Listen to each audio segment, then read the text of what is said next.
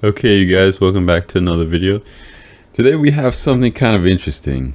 Okay, so uh recently a lot of Star Citizen content creators have been talking about Ashes of Creation. And so I wanted to look at the game. And so that's what we're going to do today. Today they have a new kind of inside video, kind of like Inside Star Citizen, where they go and they talk about the game. They talk about updates that are coming to the game. And uh Ashes of Creation is another Kickstarter project. So they initially got funded on Kickstarter, just like Star Citizen, and now they're making a full MMO. And yeah, it should be pretty interesting. I've been watching a lot of other content creators make content on this game. It's not out yet. They're working towards releasing a new alpha, I think. Again, I don't know a whole lot about the game, but I know, I've seen some videos on YouTube. So let me know if you guys are interested in this content. Again, I make Star Citizen videos, and I'm gonna continue making Star Citizen videos. Don't worry about that. But this video is kind of like comparing Star Citizen to Ashes of Creation, or like comparing Star Citizen to other games, or not really comparing, but just like talking about other games from a crowdfunding kind of perspective. Anyway, yeah, let's get right into the video. Again, I don't do a whole lot of reaction content on this channel, but I want to try something new with you guys, and let's see if you guys like it.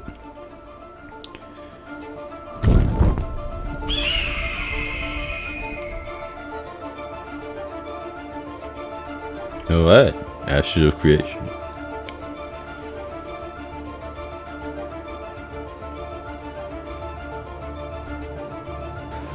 Hello, everyone. To pick a specific tree, or can I chop down any of these trees? You can chop down any tree you want. Just pick one that you like. Okay, so that's kind of it's kind of a big deal.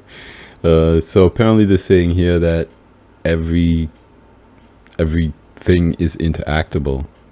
You see a tree, you can just go up to it and chop it down. That's huge. And just take that lumber. Oh my goodness. All right. So that is probably the first major reveal, is that in Ashes of Creation, we have now expanded the resource gathering system to include a great many of what the world is showing you of these resources. So when you see a tree, you can chop a tree. You see a rock. Okay, so let's kind of break this down for a second. Number one, basically, any tree that you see out in the world, you're going to be able to interact with. Okay, any tree, you're going to be able to chop it down and gather resources from it. That's kind of huge. Okay, I don't know what tech they have running to make that possible, but they've clearly developed their own system for it. Second thing is that I'm seeing here on the screen that gathering resources, basically you just hit E and you chop it down. But let's see what it's like. You can mine a rock. And before we actually chop this tree down, I want to tell you that I have played a lot of MMOs. I've played a lot of games. And I don't think I have ever seen a tree fall to this high of a visual fidelity standard before. And let me just chop this down, and then we can talk about what it took to get here. Okay. All right. Does this tree look good? Should we chop this one down? How's the angle here? We're going to get a nice view from this angle? Okay. All right. Let's just chop it.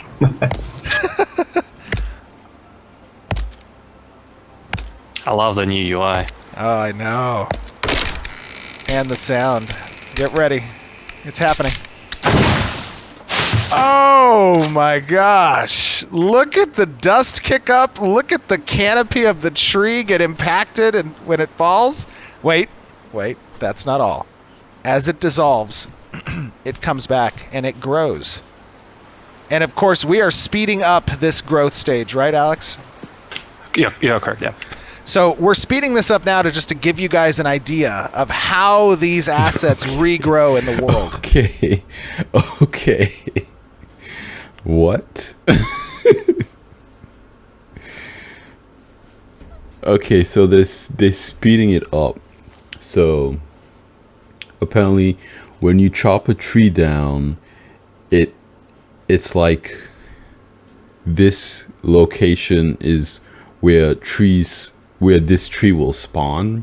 So every time there'll be a tree in that spot, I'm assuming that this spot will always have a tree, and when you chop it down, it will slowly grow back. Okay. And Alex, talk to me a little bit about what it took to get that physics-based collision actually working like that, because that was impressive. Oh, let me just begin with the. Okay, yeah. So that's something we saw a little bit of. Is there's some kind of physics going on with the trees here, so they interact with the landscape when they fall. That's kind of cool. I mean, it's kind of cool. I'm gonna give a little bit more of my thoughts here in a little bit, but I'm gonna keep watching. I don't want to pause too much for you guys. Amount of feasibility reviews we had to go through in order to achieve this. I remember when I first talked to you about having the canopy get rigged and and actually have that physics component. I think your eyes grew like 50% wider. Yes, mine did too. Physics is a wild beast. It's very hard to tame, especially in MMOs. Yeah, absolutely. So what exactly did it take to make that canopy fold like that?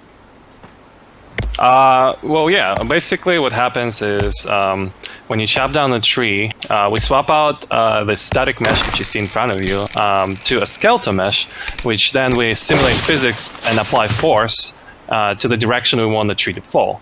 And when the tree falls down, we have colliders on tree branches that impact the ground. And as that impacts the ground, it also impacts the stem of the tree and making this effect that you just saw. Okay, that's a it's got to be a considerable amount of work to try to make it look good, and that's a big deal. I mean, it looks great. Honestly, have you guys really ever good. played an MMO with that type of tree visual falling? I don't know, not really. Definitely not. Usually, just mostly anime. I mean, it's not really gameplay. It is cool though. I'm gonna say this. It is cool though. I think the physics is cool, but I mean, it's not really gameplay. Animations, or it just converts straight into lumber, and then it just drops. Yeah, what I'm accustomed to is like just watching the branches kind of intersect through the ground. Yeah, normally it just goes like poof. When you chop a tree down, it just goes poof. After it falls, and then it just disappears. But of course, as you guys know, in building Ashes, we're really aiming for a very high visual fidelity bar. And I think this type of system really complements that goal. It's incredibly immersive. And it feels good. Now, of course, this stuff is all a work in progress still, right? This is going to land. Let's see that physics. Okay. That's not bad. That's pretty good. This is where I was telling. Little bit wonky, but okay. Again, this is alpha. I don't want to be too critical. I'm keeping an open mind here. Telling you about taming the physics. Yeah, exactly. Oh, that felt pretty good. Now, of course, there's a lot that goes into into making a world that's filled with this amount of resources that can be gathered. Corey, talk to me a little bit about what this change in really widening up the amount of resources and changing those classifications to general resources that are harvestable. What does that look like from an economy design perspective? Well, I mean, it allows us to leverage some of our other systems. Like one of our previous live streams was about seasons, right? And you know, the changes that could come from seasons. Yes. What could be growing, what could be dropping in this season versus another one, right? So the I mean, I gotta say, the game looks good. Okay, you see the sunlight through the trees, you see the smoke, fog or whatever, the lens flares going on, the, you know, branches and the grass blowing in the wind. It's a good looking game. I gotta say that it's a good looking game. The change to have everything that you see gatherable kind of allows us to attach the changes that you see during the seasons to all the gatherables that you see. So the information that you learn from season to season and about each gatherable will be valuable to you as a gatherer. Right. And Yeah, absolutely. And then the other thing is, you know, when we talk about, like, for example, looking at this rock here, I don't know what that rock is before I actually complete the harvest. But after I complete the harvest, I see that I collected basalt in the bottom right-hand corner. Talk to me a little bit about I see that kind too. of that decision and what that means. yeah, totally. So you know, there's a bunch of different things in ashes that will be gatherable, right? We have plants and trees and rocks and fish and that animals Fishing? and creatures that can be tamed, right? And Okay, fishing confirmed. Hello, CIG. Fishing. you know, we're thinking to reach the visual fidelity bar and to have things a little bit more rooted in what we know. Is that it wouldn't really make sense for you to just see gold all over the world the same. Wrong. What are you talking about? What is he talking about? I know what gold looks like. It's yellow and it's shiny. What is he talking about? Why wouldn't I know what gold looks like? Let's keep watching. Same way that you would, like, you know, plants and trees. So we wanted to get feedback on what players think about you know, some of the different gatherable types having kind of different things that you would have to know and expect from them. So rocks are a good example of this, where, you know, you can see a rock, but until you crack that thing open, you don't know if it's full of stone, crystals, rubies, gold. What? No. If you see a rock, you immediately know what it is. Like if you walk up to gold, it's gonna be gold. If you walk up to sandstone or limestone or redstone, I mean, it's obvious what it is. In Star Citizen, Hadanite and Leonite look different, so you know which stone is which stone to mine and which stone to avoid. You know, just make the stones look different depending on what they are. That doesn't make any sense. So we wanted to try that out with some of our gatherables to have players have to open this thing up. And that's not to say that we players won't stumble on a nice lode or vein or geode of gold. But most of the stuff that they would find in the world, unless they look hard enough, would require them to crack that. And that's the next thing I gotta say. Okay. And I'm gonna give my thoughts on this, and I'm gonna be honest with you guys. Just about every MMO that has gathering mechanics in it, it's basically just like this. You walk up to the item and you press E or whatever key the interaction is bound to, and then an animation plays and it automatically gets sent to your inventory. But I feel like that's just boring. I feel like, you know, they have an opportunity here to make it deeper than that, to make it a little bit more complex than that.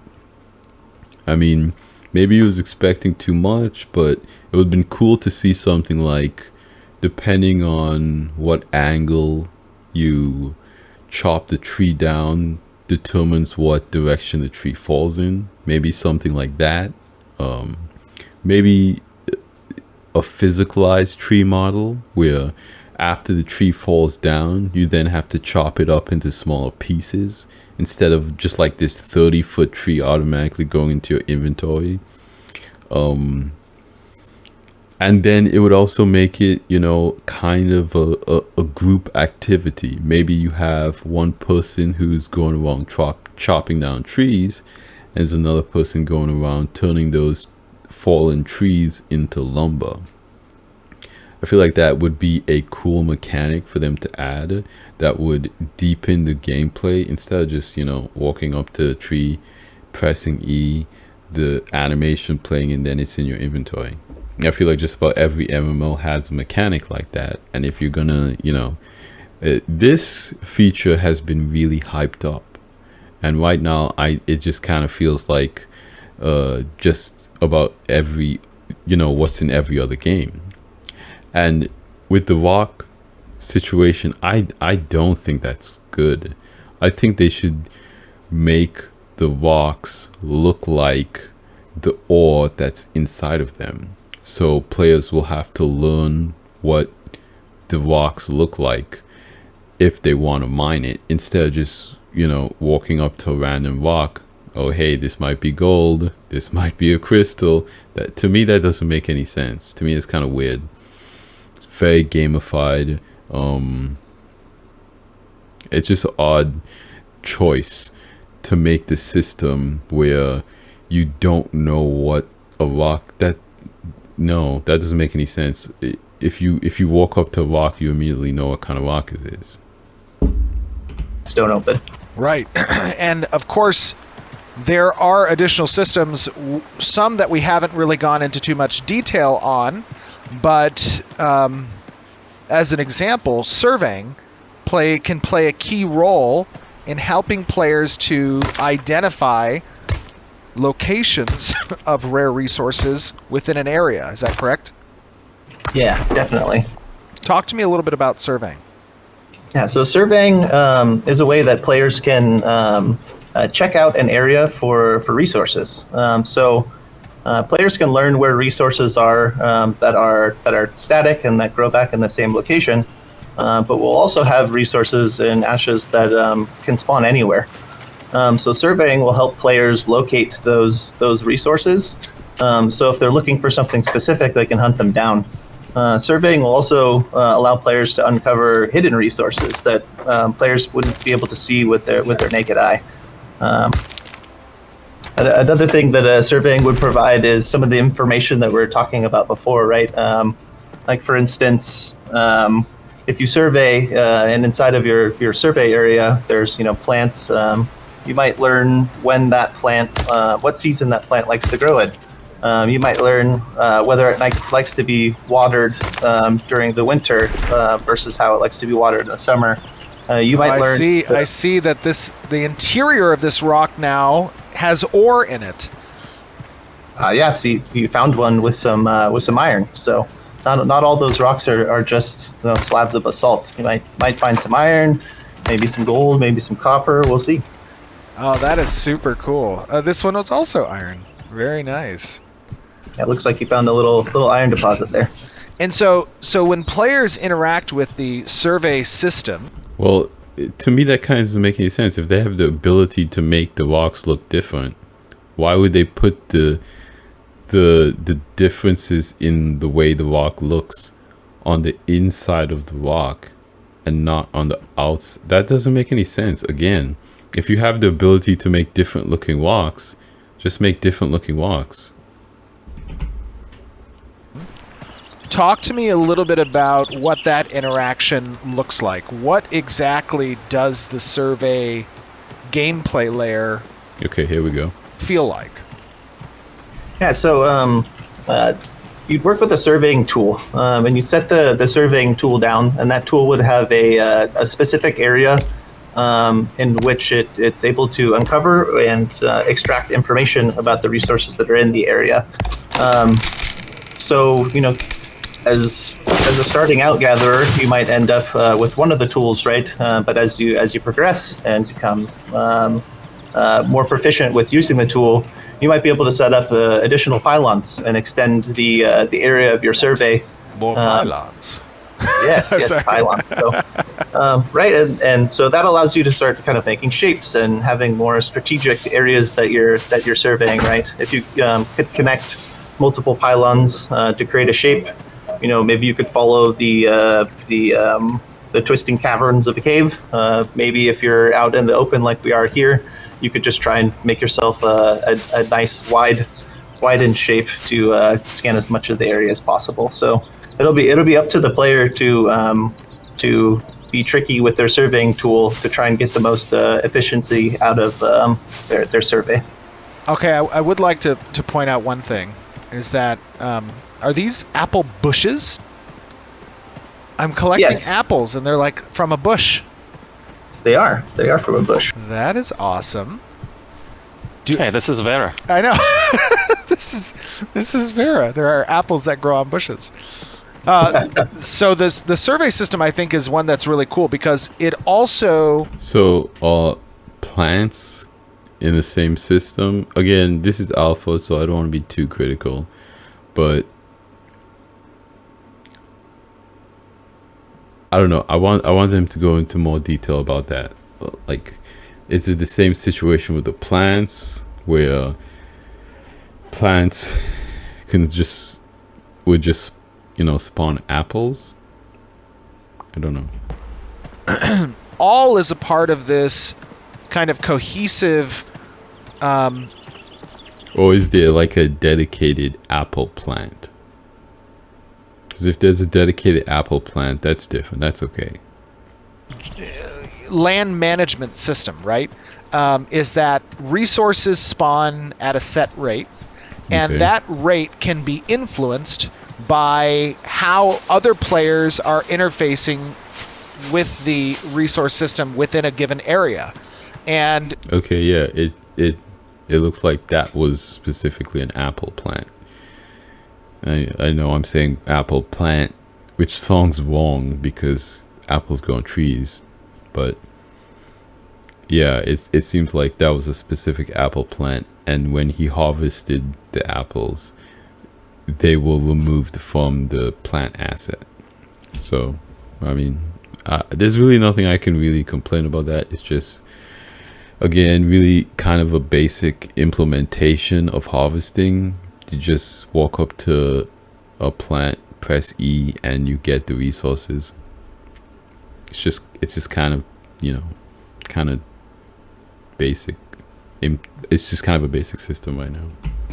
if there is a high traffic and a high volume of interaction that is yielding these general resources or more specific and bespoke resources, then that can have a deleterious effect on the land management score of the area. And how does that affect the resource spawn? Yeah, it could be positive or negative or both simultaneously. So the land health value, right, ties into the health of a specific ecosystem, and the ecosystem can kind of scale with different segment sizes of the world, or the world itself, a biome, maybe a node, maybe a player's freehold, and the things that a player does in those areas will contribute to health in a positive or negative way. So, doing something like rotating your crops might increase the health of the land, because that's considered something. Okay, wait a minute. Let's go back and take a look at that for a second, because what we saw was the backpack. Now, I don't see a backpack on this character. So doing something like that's going to be your inventory, but again, I don't see a backpack on this character. So apparently you just have an invisible inventory. Rotating your crops might increase. Okay, so this is the inventory here, and you have a bunch of slots, and you can see the resources that he collected here, with these 2 trees, the iron ore, and then the basalt, and then the apples. And it does look like there is some kind of stacking involved, because he collected a bunch of apples, and there's only 1 slot used up by the apples. But then also here you can see his gear. So this looks like armor. Again, this looks like some boots. He's got different stuff on him that he's physically wearing. No, not stuff that he's physically wearing, but other things, I guess, in his inventory that he could wear. Okay. So that's interesting. And there's some different tabs up here, different stuff. And I guess you press B for backpack. You just got a little X to exit out of it. I mean, again, it's just kind of a simple inventory system, but it's not bad. I mean, I haven't seen them go in depth about an inventory system yet. But if you're talking about resource gathering, going over an inventory system is not a bad idea. So, I don't know, how long is this video? This video is like 30 minutes. I guess they're gonna show us some more stuff. Let's just keep going, I guess. The health of the land, because that's considered something good to do. Okay, and so you can just call your mount. And maybe apprehending or removing poachers that are overhunting a certain species could be helpful to the health of the land. Maybe the mayor puts out a request for players to try and get rid of invasive species that are plants. Maybe they're overgrowing weed, and it's stopping other valuable weed? plants from growing. Yes. Nice. And so every action would feed into a positive thing in Okay, what else? editors picking them off. So their actions have and work together to work within and manipulate that system. Right, are you telling me if my land management is poor and I cut down all the trees, my land will just be barren for like long periods of time? Ooh. Yeah, it could definitely extend the amount of time that it would take for what you want to grow back. Oh, that's cool. That is pretty cool. And that is another component of how player activity or actions within the world have a... It's a cool mount, though. I like the antlers, the kind of glowing looking antlers. It's a cool mount. visible and systemic effect on that world's economy, and that the weather effects are pretty helps cool to looking, too. simulate the ebb and flow of supply chains, extended Okay, periods of time where the players believe only spawns in winter. Is that right? Yeah, totally. This is the gloomy prose, and it's a beautiful flower, but it can only be found in winter. So, I love the I love the effect that that flower just got wrecked. yeah, that sickle's doing work. I know. Let me see if we can watch that flower regrow here. Does it regrow? Flower. Of course. Yeah, it definitely should. Are you coming back, little flower? Oh, there it is! We found it! Oh, and it's in a bulb state. I can't interact with it yet. That is so cool. It's not ready. You want the petals, so. Oh yeah, and then actually to add to this, each state has its own physics profile. Like you saw trees, like you saw the flowers right here, and some profiles might not have any collision, and some might have. So for example, as for trees, sapling stage requires no collision, but the young stage will have a collision which you no longer can go through. Oh, that is pretty cool. Now, Slurpee is his gamer tag. Alex, talk to me a little bit about what you had to do to kind of make all of this performant, right? When you're creating an environment with so many of these terrain actors, these foliage actors being interactable, that can have some potential performance issues. How did you go about addressing that? Okay.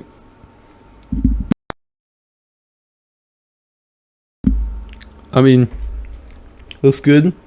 But right now, to me, it just kind of looks pretty basic. Again, if I'm comparing with Star Citizen, you know, if you're mining rocks by hand in Star Citizen, there's kind of like a mini game involved, so it kind of makes it seem like you're doing a little bit more, more effort, more time. Again, it's kind of a time sink right now, but it's rewarding because of this little mini game, you know. Again, there's kind of like limited resources in Star Citizen right now, but what you can do with them, to me, seems a lot deeper.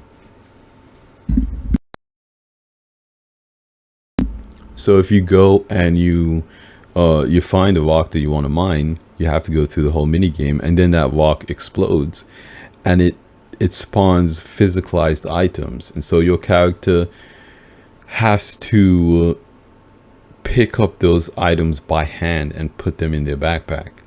Okay, so it's got multiple stages to it, where you don't just, you know, press a button and harvest this item and it automatically goes into your inventory. So I don't know. It's not a bad presentation. I don't really see any point of watching any more of this. Not a bad presentation, not a bad system. To me, it just seems kind of like what every other MMO is doing right now. Just looks a little bit prettier, but to me, that immersion is just not there. But let me know what you guys think. I think Astral Creation is an interesting game. I'm interested in it. I'll probably play it when it comes out, whenever it does come out. You know how these Kickstarter games are. But yeah, let me know what you guys think in the comments down below. Like this video if you like this video. Subscribe to this video if you want to see me do more reactions, more, you know, general talking about Star Citizen content. And we'll see you guys in the next one. Salute.